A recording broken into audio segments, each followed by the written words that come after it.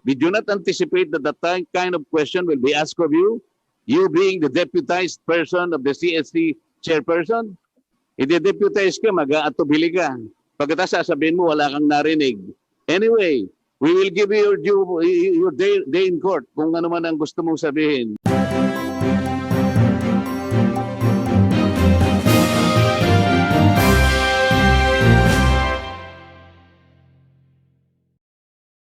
I did not hear that kind of guidance being given by the chairperson.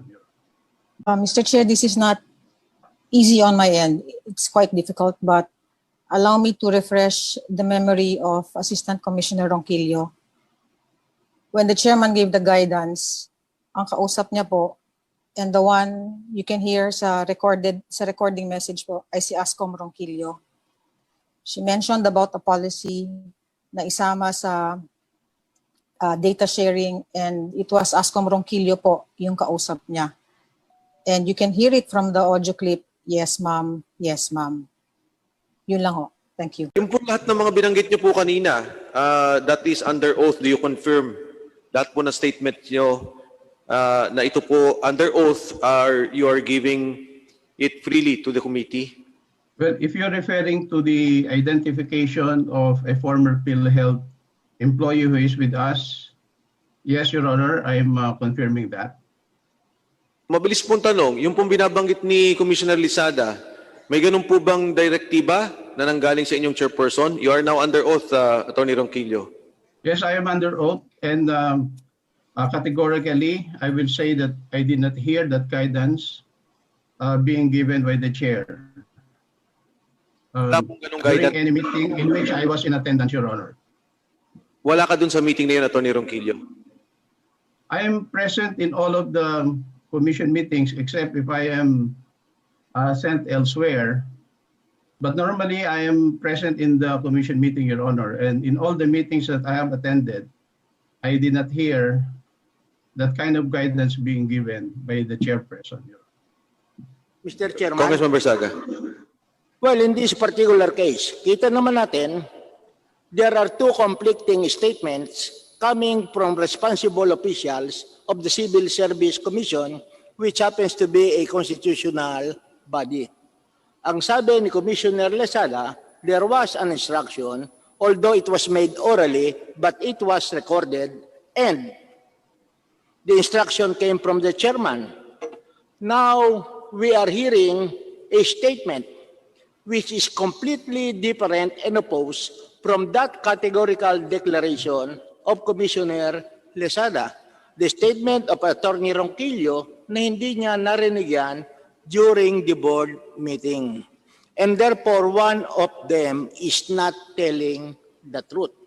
Kasi ang pinag-uusapan lamang natin dito, mayroon bang direktiba ang chairman ng civil service na huwag mo nang i-release ang mga dokumento or suppression of the cases pending before the Civil Service Commission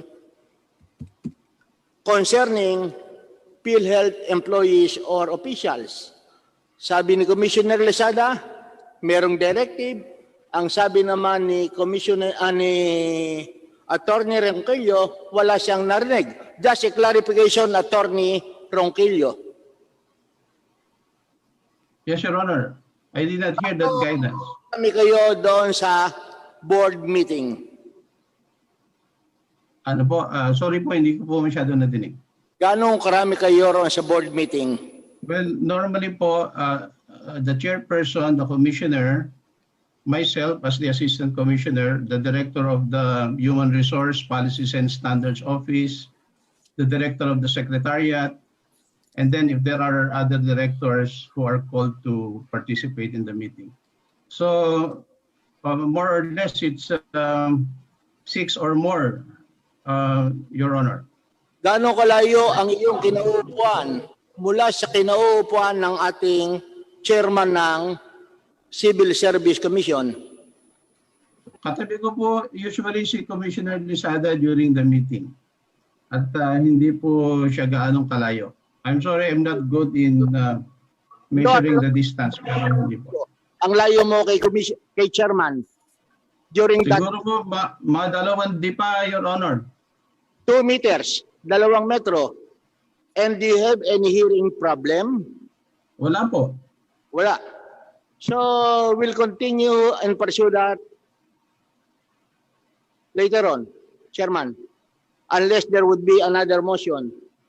So there is a, would you motion to invite Chairperson Bala to Mr. Chair, I think we should discontinue the interpellation insofar as the CSC's participation is concerned until the chairperson herself appears before us and clarify the statement given by Commissioner Lizada, because this is a very disturbing statement and we would like to give her due process. I think she's not present in the Zoom. We would like to invite her, if possible, to be present here in the plenary, Mr. Chair, so we can propound questions to her and clarify this very controversial issue that hounds them. I Thank you, second Mr. Chair, thank you. Mr. Chair, may I be recognized? Yes, before we act on the motion by the Honorable Marcoleta, duly seconded by the Honorable Barzaga, Commissioner Lizada, go ahead. Mr. Chair, this is not easy on my end. It's quite difficult, but allow me to refresh the memory of Assistant Commissioner Ronquillo. When the chairman gave the guidance, ang kausap niya po, and the one you can hear sa recording message po ay si Ascom Ronquillo. She mentioned about a policy na isama sa data sharing, and it was Ascom Ronquillo po yung kausap niya. And you can hear it from the audio clip, yes ma'am, yes ma'am. Yun lang ho. Thank you. Your Honor. Kasi Ronquillo, go ahead. Yes, Your Honor, the question was whether there is an order for the suppression of evidence. There was none. The instruction of the chair was to ensure that this matter will be kept confidential from and not to be shared to the public, but will be shared if needed in any of the investigations being conducted concerning the Philhealth. So there was no guidance to suppress evidence. We just wanted to make sure that the matter will not go out of hand by sharing the same in public prematurely. That's why, in fact, we have prepared all these cases. The list of cases that are now in the hands of Commissioner Lizada came from my office. And the list of cases that we will submit to you, to the committee, Mr. Chair, also came from our office. And we include the summaries of all these cases for the accurate information of everybody about the nature of all these cases involving Philhealth officials with the Commission. So I categorically deny that there was an order to suppress evidence, Your Honor. The Commission... Attorney Ronquillo, okay. Attorney Ronquillo, who deputized you to represent Philhealth? Your Honor. Who deputized you to represent the Civil Service Commission, Attorney Ronquillo? Civil Service. Here, Your Honor, I was directed by Chair Bala to represent her in this hearing because supposedly there is a commission meeting today at this very moment. So, the chairperson of Civil Service Commission deputized you to speak for her. Is that correct? Yes, Your Honor. Kasi kanina, let's go back to the earlier proceedings. Tinatanong ka lang ni Chairman Defensor kung ilan ang cases. Nag-aatubili ka eh. Your Honor, please, my apologies. Hindi po sa ako'y nag-aatubili, but I do not have the exact figures with me. Ayoko naman po magbigay ng figures na hindi po ako sigurado sa number. Chairperson, but the truth is, yung po, you should have anticipated the kind of questions that will come from us. Pagkatapos mag-aatubili ka, tatanong lang namin kung ilan ang kaso. Did you not anticipate that that kind of question will be asked of you? You being the deputized person of the CSC chairperson? I'm sorry for that because we prepared for questions pertaining to qualification standards, Will the you one that you were asking. hear us out? Nag-aatubili ka kasi kanina pa eh. Evasive ka. Unlike Your Honor, Lizada, direct and straightforward. Hindi ba, Mr. Chair, alam mo, meron na tayong impression kagaya dito eh. I-deputize ka, mag-aatubili ka. Pagkatapos sasabihin mo, wala kang narinig. Anyway, we will give you your day in court kung ano man ang gusto mong sabihin. Before I act on the motion, let me recognize the Honorable Fortun. Honorable Fortun, would you like to react? Yes, Mr. Chair.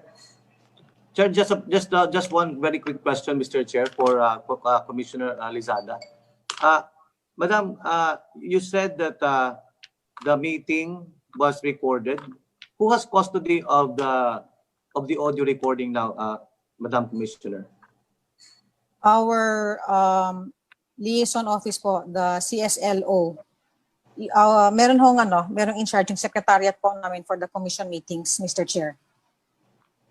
And you were saying that the minutes that you were able to gather does not reflect the audio recording. Dun sa mga pertinent portions that I was waiting, wala po, Mr. Chair.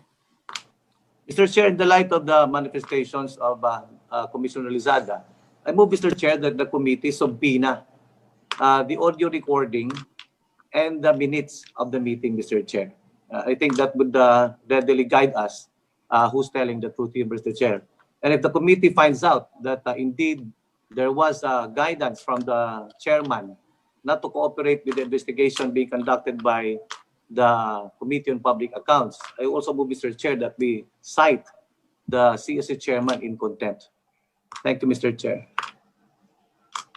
Thank you. There's a motion duly seconded, but before we act on the motion of the Honorable Fortun, we first act on the motion of the Honorable Marcoleta, duly seconded by the Honorable BARZAGA, that we will take up the issue of the civil service. Particular po yung sinasabing hindi pagbibigay o pagko-cooperate sa atin by this Thursday at 1 o'clock. So motion, there being no objection, motion is carried. The next motion is the motion of the Honorable Fortun to officially subpoena the audio recording and minutes of Civil Service Commission, particular po doon sa pag-uusap ng doon sa hindi pagko-cooperate dito sa atin sa ginagawang investigation ng peso. Duly seconded, there be no objection. The motion of the Honorable Fortun is by approved. I was about to ask Mr. Chairman. Honorable Fernandez first. Go ahead. No, I was about to ask kung together with the subpoena ng audio ay kasama na rin yung transcript of records. Nadinig ko naman po that you were mentioning na kasama po yung minutes. So yun lang po, Mr. Chairman. Maraming salamat po. Thank you. So the standing motion of the Honorable Fortun is that pag hindi po pumunta rito at to shed light on it, that they will be cited contempt. But we will not act on that motion until we are confronted with that situation. Honorable BARZAGA? Well, Mr. Chairman, I most respectfully move also that the civil service be directed to submit a listing of all the cases involving Philhealth officials together with the update and the corresponding status. COMSEC is directed to avail of the documents pertaining to the cases of Philhealth, past and present, all the resolved and still pending cases within the Civil Service Commission. So ordered.